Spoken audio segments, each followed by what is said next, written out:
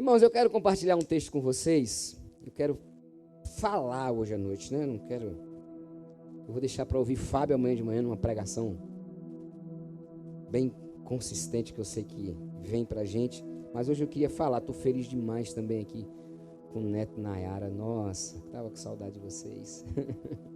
Atos capítulo de número 17.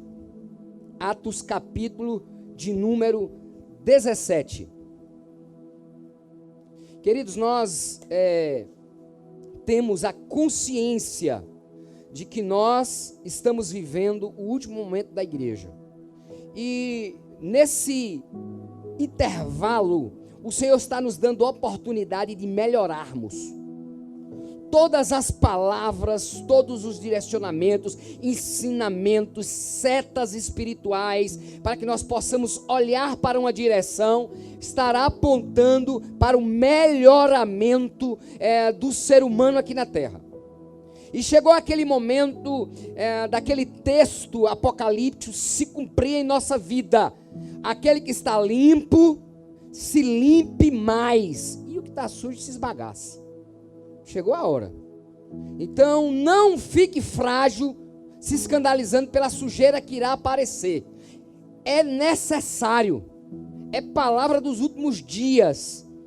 Então quem está limpo vai brilhar, vai cheirar, vai ter o cheiro, vai ter a fisionomia impressa de Jesus no seu olhar, na sua face. E quem está sujo, o mau cheiro vai subir, a podridão vai estar visível, nada vai ficar encoberto. É assim que a palavra diz, e não se pode limpar nada sem tirar toda a sujeira que existe no nosso meio. O Senhor vai limpar a sua igreja, começando pela nossa alma, pelo nosso ser. E isso tem começado em mim, vai começar também em você. E nós sairemos daqui esses dias tocados por isso, porque nós queremos melhorar. Nada vai nos impedir. Irmãos, pecado não deixa ninguém fora do céu. O que deixa a pessoa fora do céu é falta de arrependimento.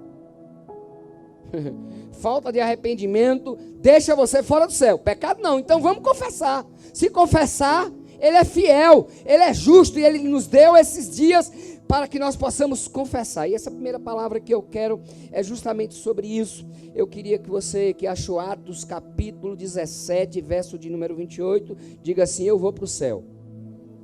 Quem não achou, diga: eu vou também.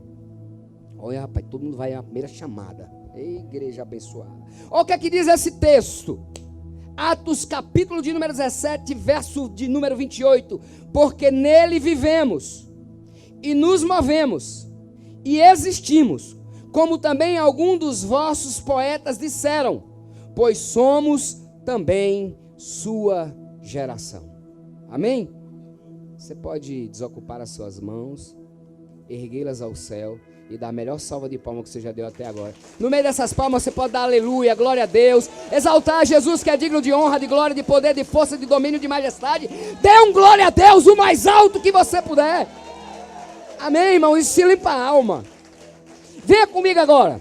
Deixa eu te dizer uma coisa. Esse texto que nós acabamos de ler, essa pequena parte da palavra de Deus que nós acabamos de ler, ela narra uma história de Paulo, aonde ele foi em Atenas, o berço da filosofia, e não só o berço da filosofia, mas da idolatria daquela época. E diz que Paulo passava ali, passeava e via um altar disso, um altar daquilo outro.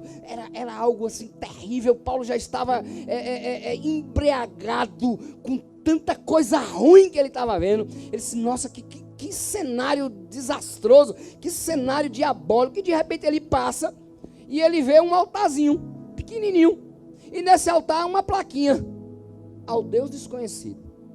Segundo os historiadores e filósofos daquela época, diziam o seguinte, que Atenas tinha um ídolo para cada morador daquele lugar, e que eles ficavam com medo de estar esquecendo de adorar algum Deus. Então eles fizeram aquele altar ao Deus desconhecido. Paulo foi convidado para pregar no Areópago, para falar alguma coisa no Areópago, e ele começa enchendo a bola da galera. Rapaz, vocês são top. Nunca vi um povo tão religioso como vocês. Vocês estão aí, em um patamar. Parabéns para vocês. E principalmente, porque eu vi, entre toda essa confusão religiosa de vocês, um altar. E esse altar estava lá, ao Deus desconhecido. E é sobre esse Deus que eu quero falar. E quando ele está falando sobre isso, Paulo utiliza uma frase de uma música grega. Ele pega uma música grega de um filósofo chamado Celito Arato, que fez uma canção a Zeus. Ele pega aquela poesia de um poeta secular, usa aquela música e ele usa o trecho principal da música a Zeus. E o trecho principal é porque nós também somos a sua geração. Que formidável Paulo pegar um profeta, um poeta popular, um poeta secular, um poeta que não era religioso, um poeta filósofo daquela época, e utilizar uma frase para poder falar de Deus para aquele povo.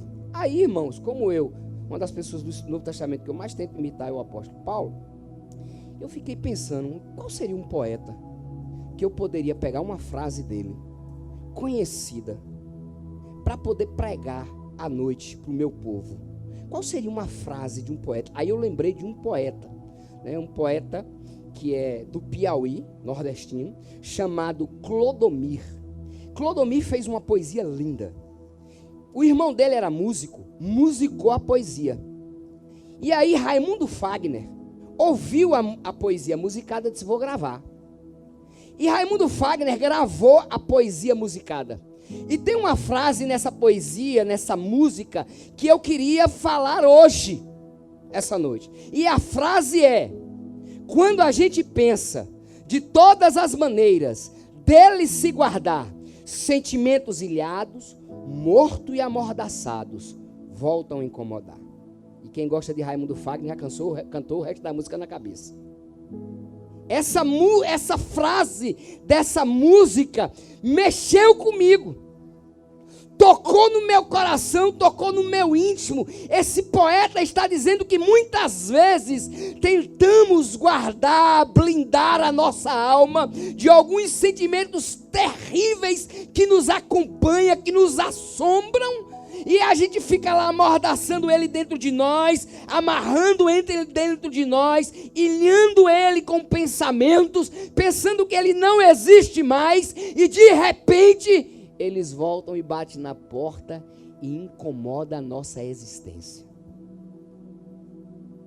Nós ilhamos esses pensamentos, amarramos ele com atos religiosos, até matamos dentro de nós com a própria força humana, mas ele não deixa de nos incomodar. Então eu aprendo com essa poesia que sentimentos velhos não nos incomoda só se nós resolvermos. Se nós não resolvermos eles sempre estarão lá, porque sentimentos malignos, sentimentos doloridos, sentimentos que machucam a alma, não podem ser esquecidos, tem que ser resolvidos. Nossa alma não é cárcere de dores.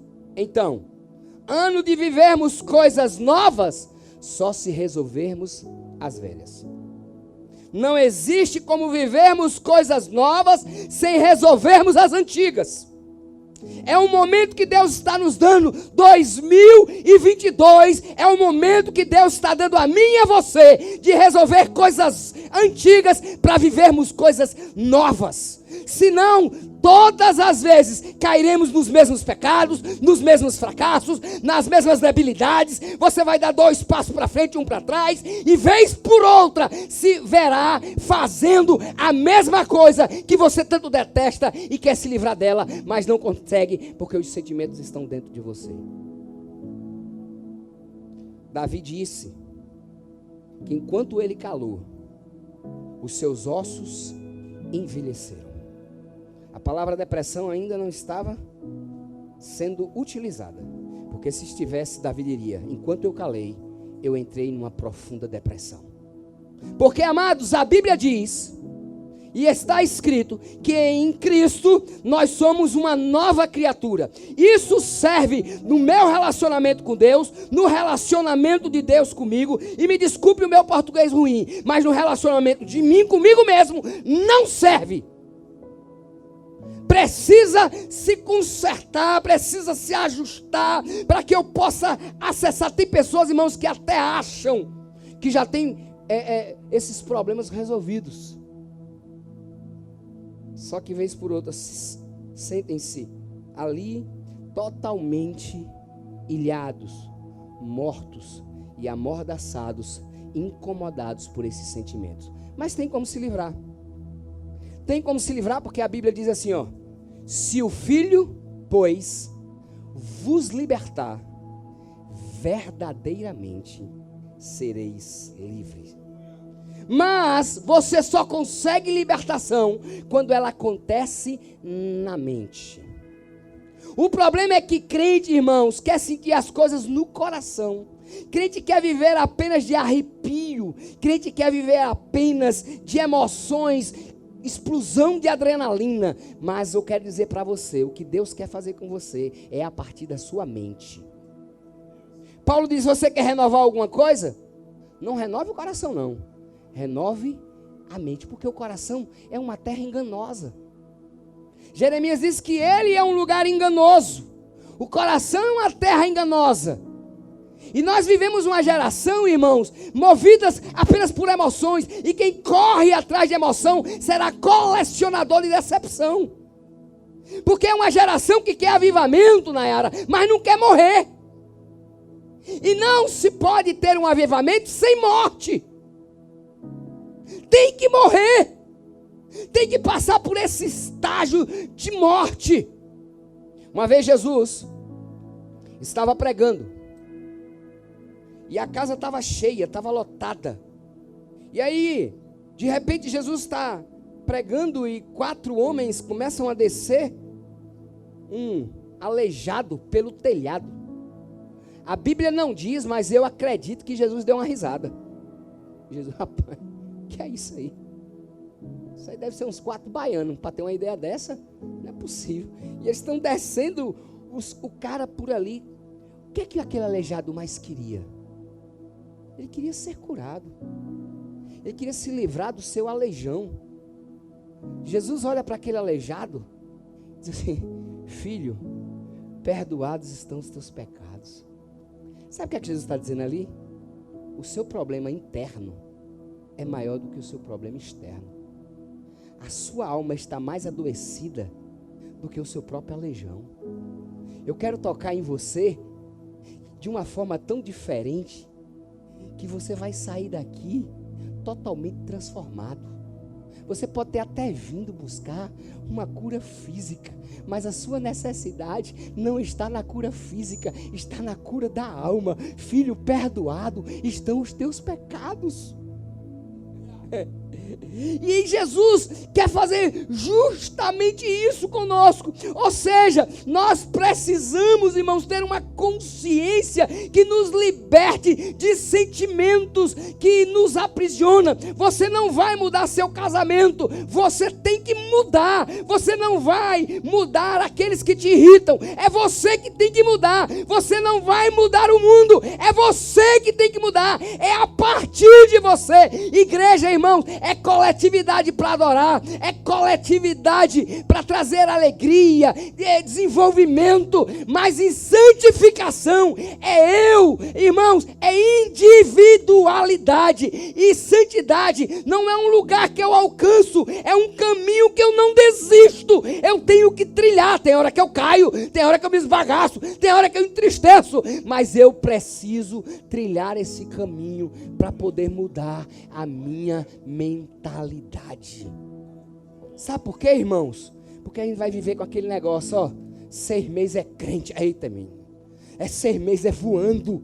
Depois dá aquela tristeza, você procura aquela pessoa na igreja, cadê? Já está lá cabrunhado de novo, já está encarcerado de novo, porque ainda está sendo dominado por sentimentos antigos. Mas o Senhor te trouxe nesse retiro para mudar a tua história. Nunca mais você será massa de manobra das suas feridas, das suas dores, das suas decepções, porque o Senhor vai começar a curar a sua alma. E você pode até continuar triste, você pode até continuar decepcionado em algumas áreas, mas você terá a certeza de que quem começou a boa obra será fiel.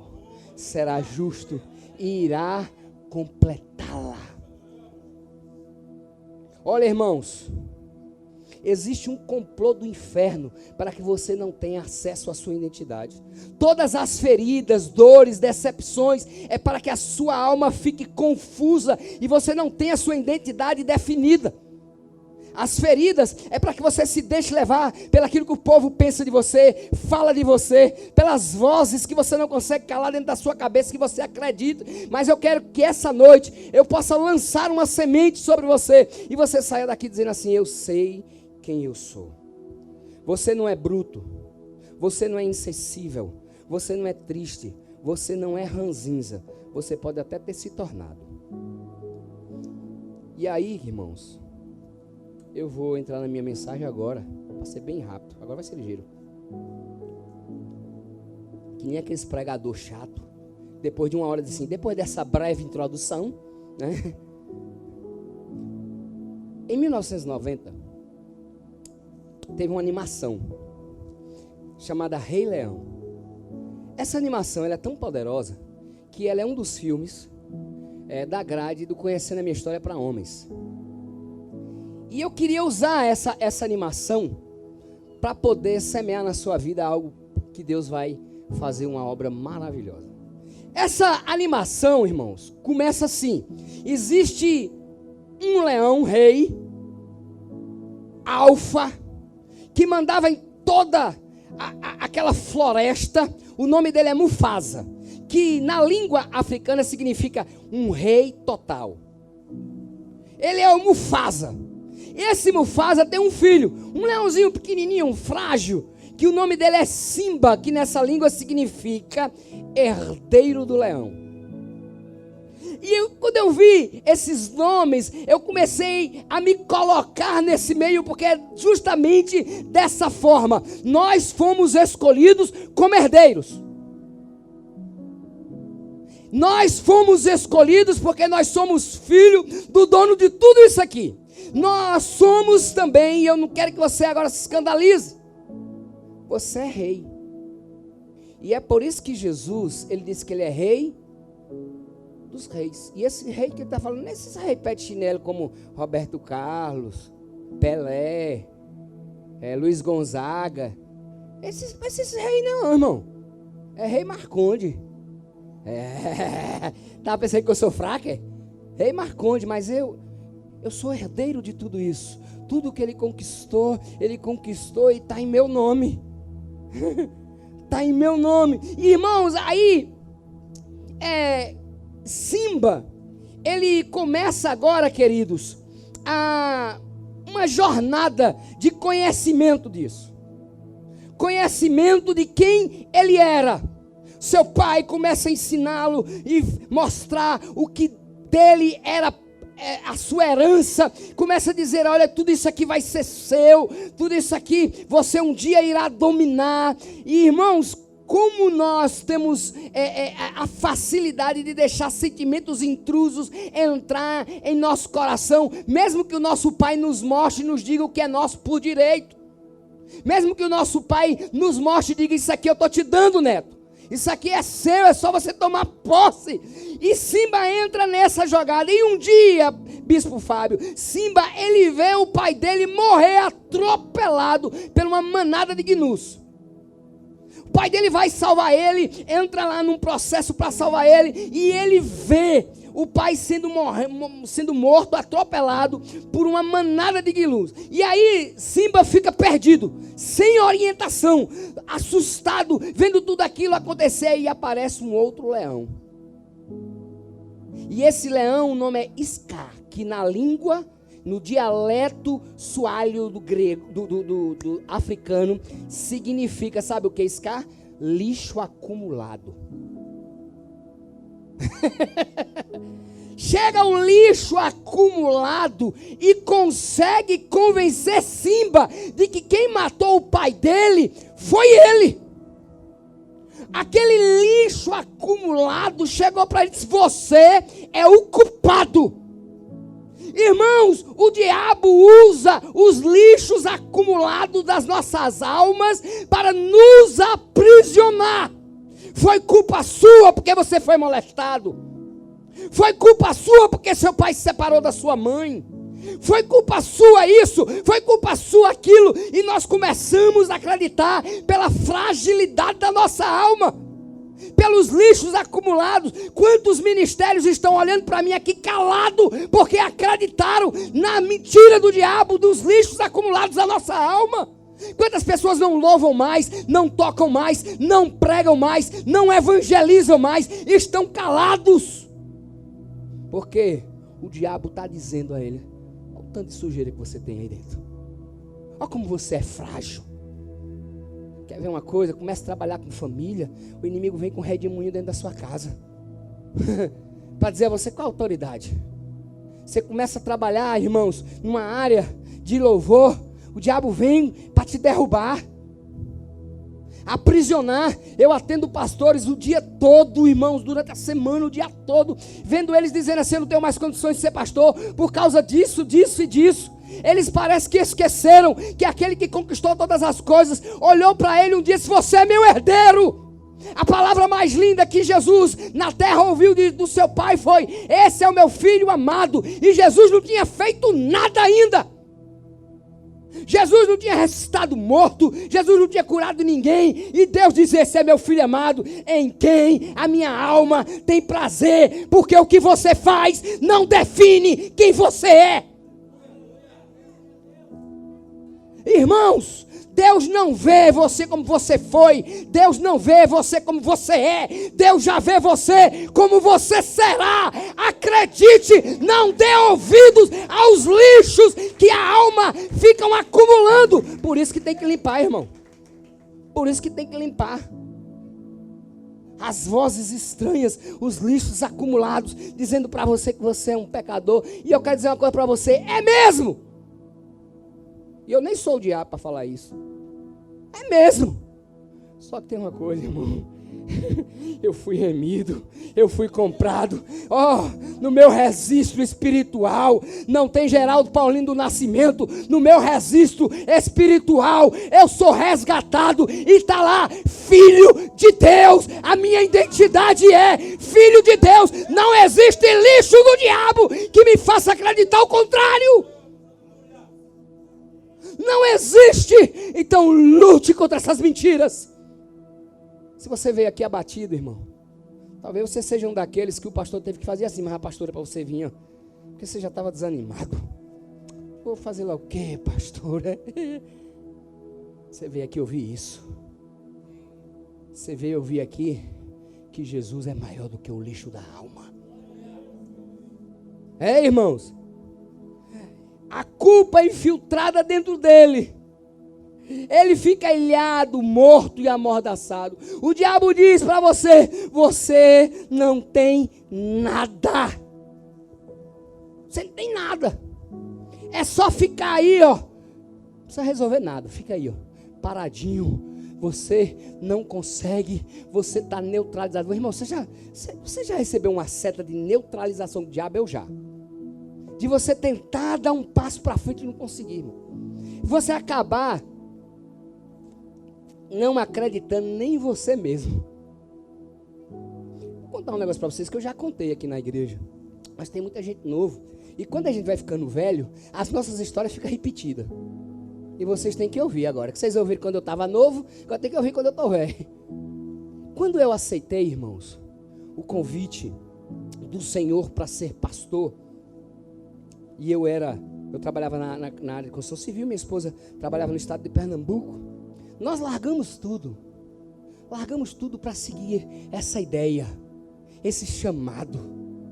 E a gente foi, arrumamos as caixas para ir, para viajar, viu, Lu? A gente deixou tudo arrumadinho dentro das caixas. Só que eu fui na rua comprar algumas coisas para levar para o seminário, e lá encontrei um filho do cão, porque filho do cão dá em qualquer lugar, não precisa nem chover. Ele nasce assim do chão. E o filho do cão me chamou e disse: vem aqui, Marcondes, vem aqui. Estou sabendo que você vai para o seminário para ser pastor. Eu estava tão alegre com aquilo, irmão. Eu digo: claro, você é pastor. Ele disse: eu vou dizer 3 coisas que vai acontecer com você. 3 coisas. Primeiro, você vai passar uma fome doida lá. Porque você vendeu, soube que você vendeu sua parte da empresa, deu o dinheiro, está sem dinheiro, o custo lá é muito caro. você vai passar muita fome lá. E eu digo, vixe, eu não gosto de passar fome. Até hoje eu não sou muito chegado. Segundo, o estudo lá é muito pesado. E você não gosta de estudar. Agora aqui para nós, não conta ninguém não. Eu não gostava mesmo não. Vim aprender depois. E lá o estudo é muito pesado e você não vai conseguir sair de lá. Eu digo, vixe, rapaz, não é verdade mesmo? Esse cara, parece que é Deus falando comigo. Terceiro, e não menos importante, você não tem característica de pastor batista. Pastor batista tem que ter 1,80 m. Eu tenho 1,59 m, viu, varão? E meio. Não abro mão desse meio para ninguém. 1,59 m. Pastor batista tem que ter o cabelo liso. Eu digo, vixe, rapaz. Olhos azuis, eu digo, é artista de Hollywood. O cara com 1,80 m, os olhos azuis, cabelo liso. Mas só que aquilo entrou no meu coração, meu filho Jacilã, como uma flecha. Eu voltei para casa, eu me joguei no chão e disse, Deus, o Senhor brincou comigo. Eu destruí a vida de minha esposa que saiu do emprego. Acabei com minha empresa. Eu sem nenhuma característica, com todas essas dificuldades que acabei de ouvir. A tua palavra diz que o Senhor não é homem para que mintas. E Ele deixou eu cair nesse engodo. Está vendo que eu não tenho preparo nenhum para isso? E enquanto eu fazia o meu desabafo, Deus tem muita paciência com a gente, irmãos. O interfone tocou, Fábio. Aí eu fui lá atender. Quando eu cheguei, ela era uma menininha. Desse tamanhozinho assim, cabelinho liso. Tanto tempo que eu morava ali, nunca tinha visto aquela menina. Ela disse assim, minha bola caiu aí. Eu disse, sua bola? Não vi sua bola aqui. Quando eu olhei, a bola dela estava nos meus pés. Eu peguei a bola, fui dar para ela. Quando eu fui dar para ela, ela pegou na minha mão, olhou dentro do meu olho e disse, você é pastor? Disse, até essa menina vai tirar onda com a minha cara? Eu disse, sou, por quê? Já fui assim. Ela, porque você fala como pastor. Você anda como pastor. Você tem jeito de pastor. Então não permita que ninguém diga que você não é pastor.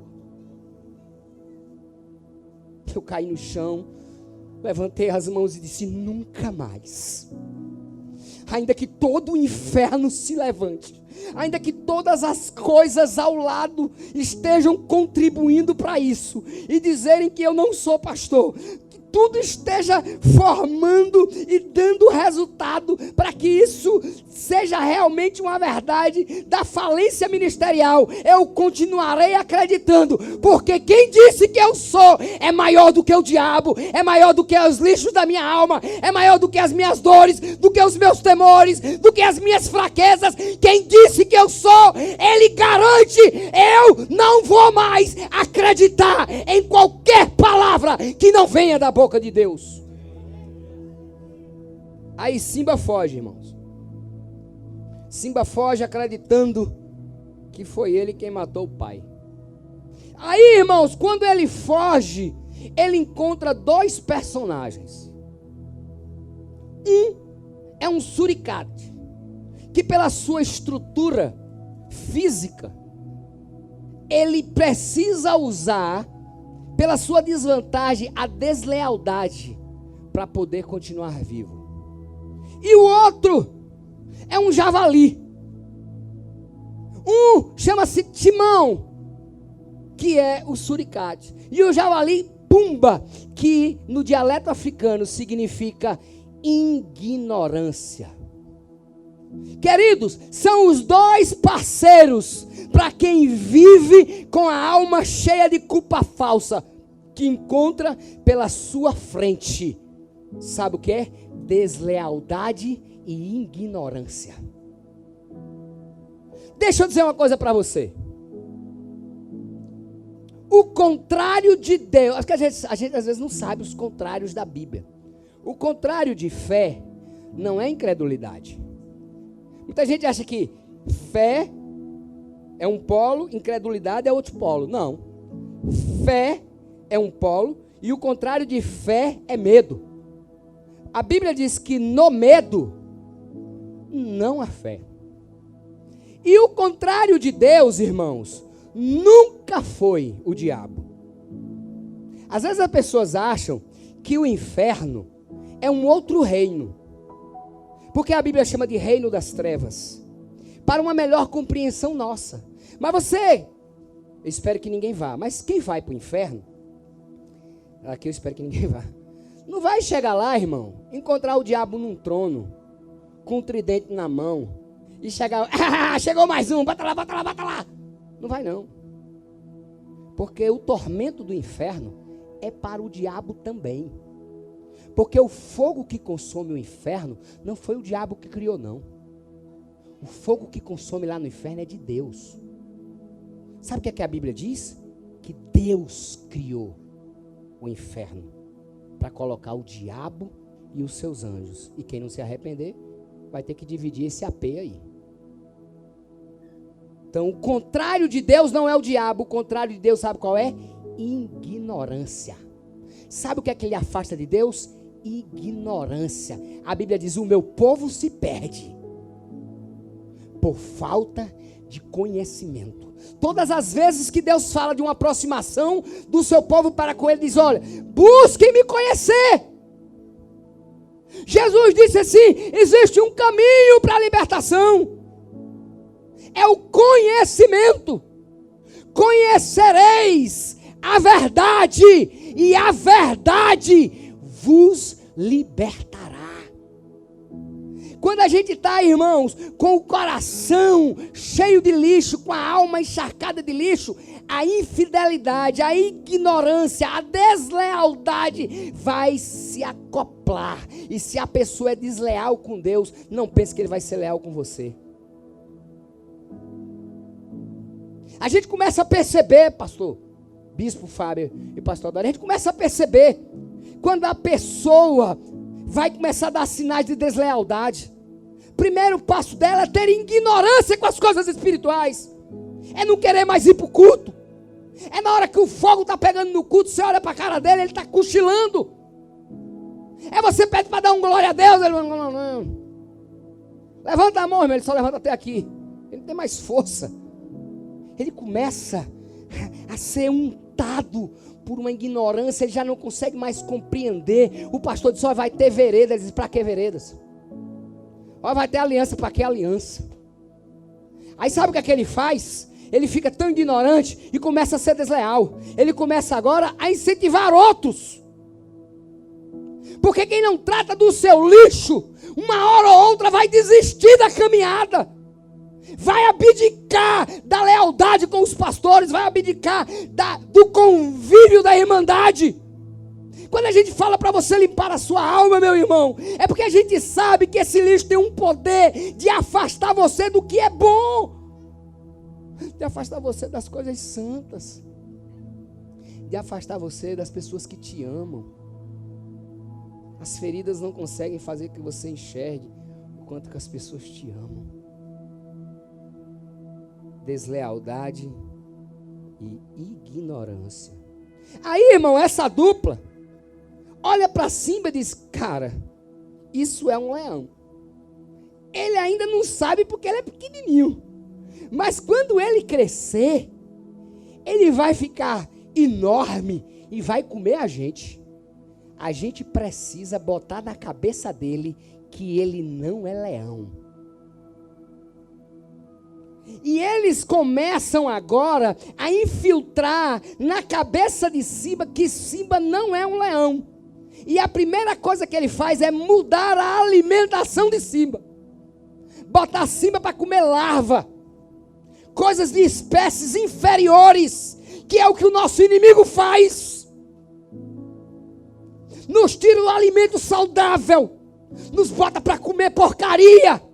Acessar sites pornográficos, trocar a palavra de Deus por coisas que não alimentam a alma. Começa a fazer com que você seja um crente funcionando no 220 no culto, um sucesso na coletividade e um fracasso na individualidade, porque já começou a comer larva, não sabe mais quem é, perdeu a identidade. Começa a ter medo das coisas do diabo. Começa a ser agora massa de manobra do inferno. Alimentando sua alma com rancor, com ira, guardando coisas tristes dentro do ser, sem perdoar, alimentando-se de coisas que a própria palavra diz, que a ira nada mais é do que o alimento que o diabo mais gosta. Ele se alimenta de feridas, de dor, de tudo que não presta. A palavra de Deus diz que Deus disse a ele: você vai comer do pó da terra, ou seja, daquilo que o homem levantar. Então todos os pecados não confessados, tudo aquilo que fazemos no oculto, que fere a santidade de Deus, nada mais é do que alimento para o diabo. E um diabo bem alimentado é um diabo que vai escravizar com mais força. E o nosso inimigo não tem pena. Então cuidado com o que ele anda te oferecendo para comer. Chegou a hora de você dizer: eu nasci leão, eu não nasci para comer essas coisas. Meu alimento é outro. Eu tenho ficado muito preocupado com a internet, com aquilo que ela tem oferecido, com os alimentos que nós temos comido,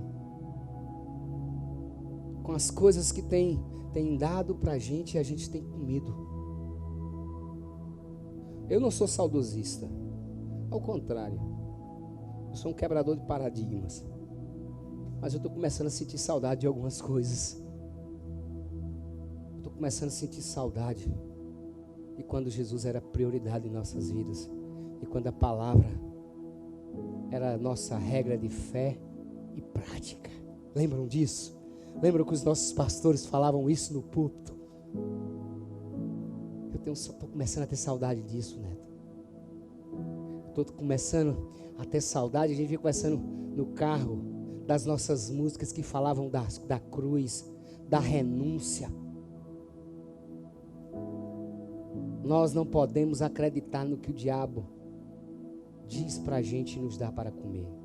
Essa equipe, essa dupla, que começa a convencer Simba a comer um alimento que não era dele, eles tinham uma filosofia de vida.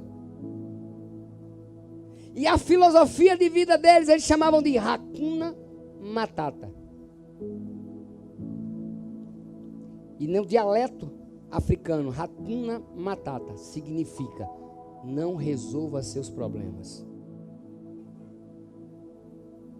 E eles cantavam: os seus problemas você deve esquecer. Isso é viver. Eles infiltraram um pensamento na cabeça daquele leão: não resolvam os seus problemas, porque o diabo sabe que problema não resolvido é um decreto para fracasso. Problema pode doer, meu irmão, pode trazer lágrima, desconforto, mas é necessário ser resolvido, pois não se corre de problema, problema se resolve, se enfrenta. Enquanto vocês não resolverem, não poderão evoluir. Tem tanta gente, irmão, que era para estar rico aqui, ó, mas não conseguem enricar, não conseguem prosperar por causa dos seus problemas de alma. Aí sabe o que é que eles dizem? A deslealdade e a ignorância. Os seus problemas você deve esquecer. Já ouviram a frase: o tempo apaga os problemas? Que mentira que o diabo inventou. Que tempo não apaga problema. Problemas são feitos para ser resolvidos. Deixa eu contar uma experiência para você que eu tive no Conhecendo a Minha História para Homens. Eu fiz o Conhecendo a Minha História para Homens para validar o ministério da minha esposa. Eu disse assim: eu não preciso. O Fábio fez comigo, mas eu vou fazer, porque um cara sarado que nem eu não precisa de um negócio desse. Eu tenho muito tempo de pastor, muito tempo de crente, varão. Vou lá para validar, a galera vai ver eu lá no meio e tal, né? Validou. Aí eu lembrei de um livro que marcou minha vida, de Greg Hill. Enganado? Eu? Se você não leu esse livro, você deve ler. Eu li esse livro 2 vezes, vou entrar na 3ª vez agora, porque ele é hoje o da minha filha e do meu genro. Eles fazem como uma leitura diária. Quando eles terminam, eles voltam. Eles leem trechos por dia. Karina estava falando sobre identidade. E disse assim: vocês agora vão sair, vão ficar cada um num canto, tal, botar uma música aqui e vocês orem a Deus para Deus falar com vocês. Irmãos, eu tinha um problema, que para mim não era problema, porque problema, rato na batata, tem que ser esquecido. Qual era o problema? O problema é que eu me achava o menos amado da família. Mas isso, os problemas eu deveria esquecer. Eu sabia que minha mãe e meu pai me amavam, mas não como amava minha irmã. Não como amava meus outros irmãos. Mas eu era amado, mas não era igual. Eu sempre achei isso. Mas eu dizia assim, é melhor não mexer com isso. Deixa pra lá. Vivi até agora. Não é? Quando eu levantei, irmão, para ir orar, que eu vou sentando, eu vi um clarão na minha frente. Aí eu disse, epa, já fui sentando e dizendo assim, ó, não vou cair nessa. Se o Senhor quiser falar comigo, eu não vou fechar olho, eu não vou orar, eu vou ficar com o olho aqui regalado, o Senhor vai ter que falar comigo assim. Porque eu já estava meio azuretado com isso. E eu fiquei com o olho regalado assim, irmão, ó. E a música rolando, e de repente eu vi tudo nublado. E eu tentava olhar, e eu não conseguia, estava tudo nublado. De repente, eu vi minha mãe e meu pai bem novinho.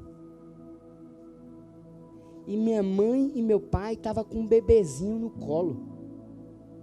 Um bebezinho. Com a touquinha verde. Uma roupinha de bichinho e um sapatinho de lã azul. E esse bebê era eu. E eu estava enxergando, embaçado, porque eu estava enxergando através dos olhos daquela criança. E eu vi minha mãe chegando em casa com meu pai e não tinha berço. Olha que eu não sabia de nada dessa história. Era uma caixa de ferramenta que meu pai tirou a tampa de cima da caixa de ferramenta de madeira, uma mala, tipo uma mala. Botou uns panos na caixa de ferramenta e me botou naquela caixinha. E meu pai abraçou a minha mãe e eu ouvi ele dizendo assim: Nelita, agora nós vamos prosperar, porque Deus nos deu o melhor presente que nós poderíamos ter recebido. Irmãos, eu entrei em desespero. Eu chorava. Eu batia no chão. Eu chorava tanto, eu cheguei para a Karina, deixa eu sair para eu ligar para minha mãe. Eu preciso falar com ela. Ela, saia. Peguei o telefone e disse: mãe, meu berço foi uma caixa de ferramenta. Eu vi minha mãe chorando do outro lado. Meu filho, quem te contou isso? Seu pai te falou? A gente disse que não ia contar para ninguém. Eu digo: mãe, quando eu saí do hospital, eu saí com uma touquinha verde e um sapatinho azul. Meu filho, quem te contou isso? Eu disse: Deus. Mãe, eu descobri hoje que eu sou amado. Eu sou amado, eu sempre fui amado por vocês. Minha mãe chorou: filho, eu nunca pensei que você tinha essa dúvida. Irmãos, depois disso, muitas coisas, você sabia que eu tinha maior dificuldade, a maior dificuldade de relacionamento com muitas pessoas, porque um dia eu disse que os meus problemas eu deveria esquecer, que isso é que é viver. Mas problema não foi feito para ser esquecido, foi para ser resolvido. E se não for a misericórdia de Deus, nós viveríamos cegos, surdos e mudos no mundo, sem prosperar, sem crescer, sem usufruir daquilo que Ele conquistou na cruz, para mim e para você. Mas eu quero te dizer que Ele abriu os braços naquela cruz, para que eu e você tivéssemos vida, e como Ele mesmo disse, tivéssemos em abundância. Não aceite nada menos do que uma vida em abundância. Não tente esquecer dos seus problemas, tente resolvê-los. E Simba vive agora no meio de engano. Mas um dia ele está lá e uma leoa que foi amiga dele de infância. Aparece, o nome dela é Nala, que no dialeto africano significa presente. Aparece lá e olha para esse cara, você é Simba, o herdeiro de tudo isso. Ele disse, eu não, você está me confundindo. É sim. E ela começa a tentar convencê-lo de que aquele estado que ele vive é um estado a qual ele não nasceu para tal. Começa a dizer, não, você é herdeiro de tudo isso, seu pai foi o rei dessa floresta, e você é herdeiro dele. Irmãos, nada mais do que o Espírito Santo, o presente de Jesus, para convencer a mim e a você de quem nós somos. É Ele que está aqui dentro, convencendo cada um de quem nós somos, de quem o Senhor morreu para que nós fôssemos. Olha o grande presente de Jesus para nós. É aquele que convence o homem do pecado, ou seja, aonde o erro começou, da justiça, ou seja, como acertar a partir de agora, e do juízo, ou seja, como nós devemos andar. O presente de Jesus é o Espírito Santo. Só que, irmãos, Deus não vai usar anjo para fazer isso com você. Deus vai usar a gente. O Espírito Santo vai estar aí falando de você, dentro de você. Mas se você não tiver uma pessoa ao seu lado, o discipulado é a chave. E nem sempre essa pessoa, irmãos, vai ser da forma que você imaginou. O ferro só afia no ferro. Eu estava dizendo um dia desse, pregando, que eu cheguei a uma conclusão. Uma é que eu não sirvo para ser Jesus. Só Jesus mesmo que serve para ser Jesus. Eu não sirvo. Por dois motivos. Primeiro, porque o lugar dele ninguém toma. E segundo, que eu sou muito amostrado. E uma coisa que Jesus não era amostrado. Já pensou eu fazendo a ressurreição de Lázaro? Eu ia mandar ninguém tirar a pedra? Eu sendo Jesus? Mas menino, jogava um Hadoukezão assim, ó. Levantava aquela pedra assim, ó. Puf, do outro lado. É para aplaudir de pé, igreja. Eu ia fazer um negócio assim, irmão. Eu ia fazer um negócio desse jeito. Mas aquilo que era do homem, Jesus sempre mandou fazer. Ele manda tirar a pedra, ressuscita Lázaro. Diz, agora o trabalho é de vocês. De tirar todas essas ligaduras, de limpar todas essas feridas, de tirar toda essa imundície. Vai lá, o trabalho é de vocês. Façam o trabalho de vocês. Aí é por isso que Simba nem deu ouvido a Lala. Ficou encantado, apaixonado, gostou, mas não deu ouvido. Aí, irmãos, aparece um macaco. Raquife, que no dialeto significa amigo, ou aquele que mostra o caminho. E ele chega com um cajado na mão. Pastor. Aí diz assim, ó, rapaz, você é o herdeiro disso tudo. Ele, não, rapaz, eu não sou leão, não. Vocês estão me confundindo. Eu não sou você, não é. Ele pega o cajado e bate na cabeça. Pá! Quando ele bate na cabeça de cima, Simba faz. Uau! O leão que estava dentro dele sai. Uau! E um rugido. Até o próprio Simba se assusta. Eu não sabia que eu podia fazer isso. Essas cajadadas que nós damos, nada mais é para despertar o leão que está dentro de você. Essa palavra, esse retiro, é para bater na sua cabeça, saber o leão que tem aí dentro. É para que você saia rugindo amanhã. É para que você saiba que aquilo que Deus botou dentro de você é para ser usado. A potencialidade divina que há dentro de você é para que você acredite em tudo que o Senhor colocou e depositou sobre a sua vida. É por isso que essas cajadadas existem. Você vai sair daqui acreditando nisso. Só que Simba leva essa cajadada.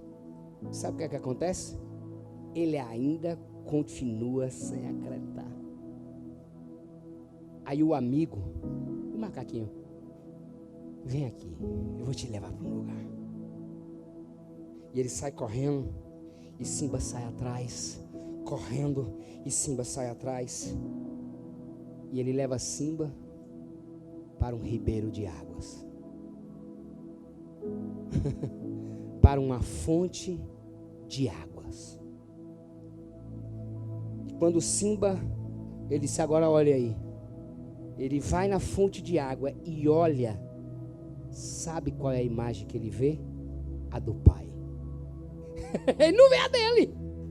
Ele olha para o ribeiro de águas e vê a imagem do pai. E quando ele vê a imagem do pai, a sua identidade é restaurada. Ele acredita que ele é um leão. Ele sabe que é herdeiro. E agora ele vai buscar sem medo. Vai tomar das mãos do diabo aquilo que ele roubou. Porque só olhando para Jesus é que eu vejo o reflexo de quem eu sou. E é o meu pai quem me diz: a minha identidade pertence a Deus, e Ele manda eu te dizer: você é filho de Deus, herdeiro do Senhor. Não acredite em menos do que isso. Agora, enquanto você estiver olhando para o espelho, enquanto você estiver olhando para a boca do irmão, enquanto você estiver olhando para as circunstâncias, você não vai ver. Mas se olhar para a fonte, para o ribeiro de águas viva, Ele vai te mostrar o seu reflexo.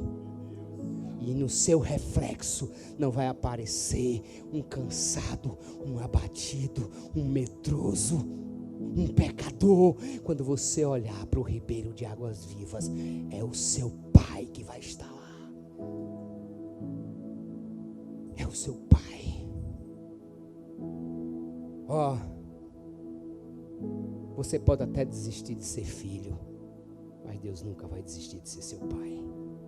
Sempre vai ter sandálias, sempre vai ter anel, sempre vai ter festa esperando por você. Agora a decisão é sua. Para onde você vai olhar?